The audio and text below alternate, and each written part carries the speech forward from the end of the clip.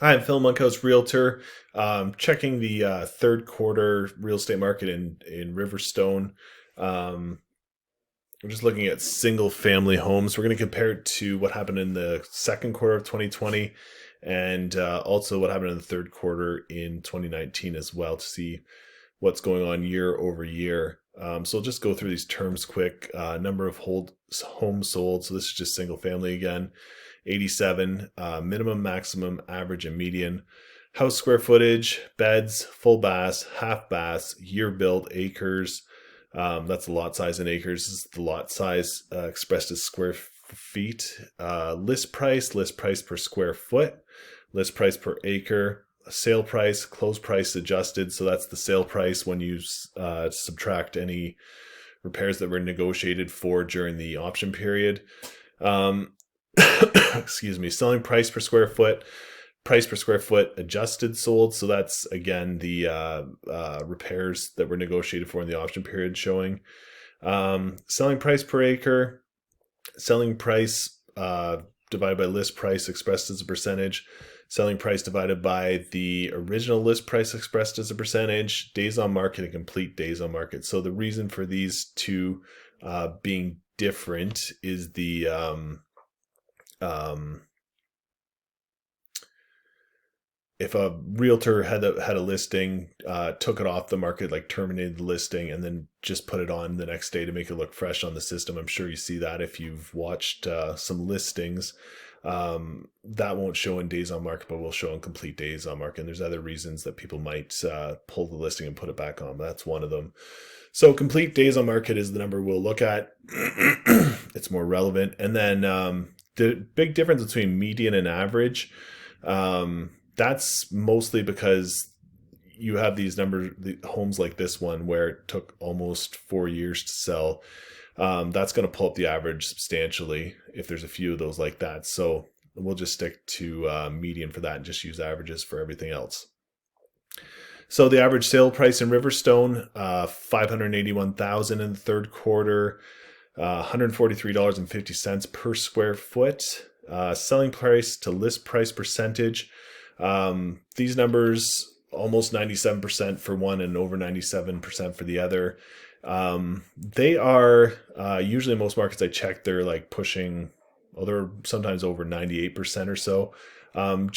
Just to show you don't want a huge buffer between your list price and this what it will actually sell for.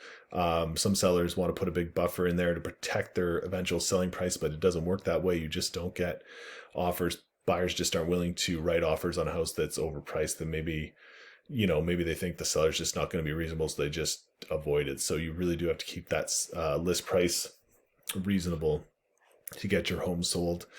And then days on market 60, that's still pretty hot market. Not as good as some of the other markets I'm checking, but still that's a pretty hot market. Expecting to see your house sell in 2 months if you price it correctly.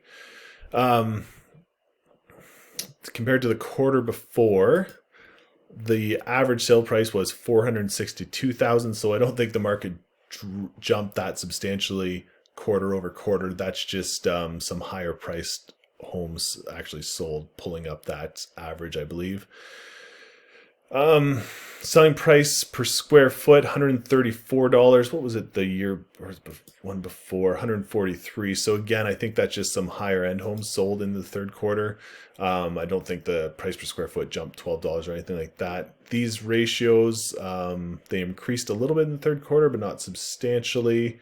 Well, I guess enough to make a difference. And then days on market, 69 compared to 60 for the median. So definitely signs of improvement across the board, but not as substantial as those numbers might show, I would have to say. And then if we go into the third quarter of 2019, the sale price was 494, so pretty far away from 581, but it's a full year apart. And again, I think there's probably some big sales in the third quarter that kind of skew the numbers up. 126.70 a square foot. Again, that's it's a big jump to where we are now. I think that's $10. I think it was 146. These numbers are a little lower yet again, all the way down to the 95 in mid 95s. Yeah, like I said, most markets see those numbers closer to 100, usually the 98% range or so. Days on market, 99 compared to 60, so definitely took a lot longer a year ago to sell your home. Definitely.